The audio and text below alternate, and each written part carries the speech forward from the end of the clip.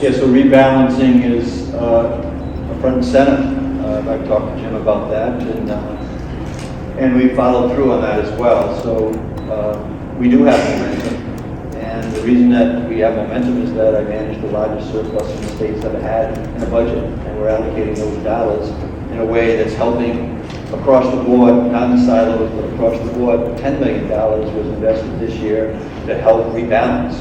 As I mentioned before, $900,000 was put in last year to help with actually in-care and home care. So it's a community issue, right? And so we, as a former mayor, I'm able to connect in not only with municipal leaders, but also senior directors, and we're going to definitely be doing that and hearing more and more about it. Because if you're going to have people living at home for longer, then the community centers and the senior centers are going to play a significant role in that.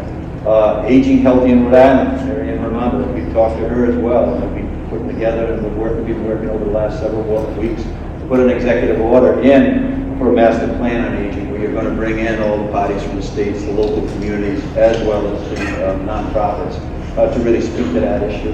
And we'll be putting another executive order in. There was Maureen's suggestion too. I do believe we need to be talking to people to get the best ideas, and we will be putting an executive order in as well to make sure that we instruct every one of our departments to be looking at where revenue may be available for senior efforts, both federal and grants and nonprofit grants. So it is a community effort. Rebalancing makes all the sense in the world. I think of my mom. I think many of you have met my mom in the last couple of weeks.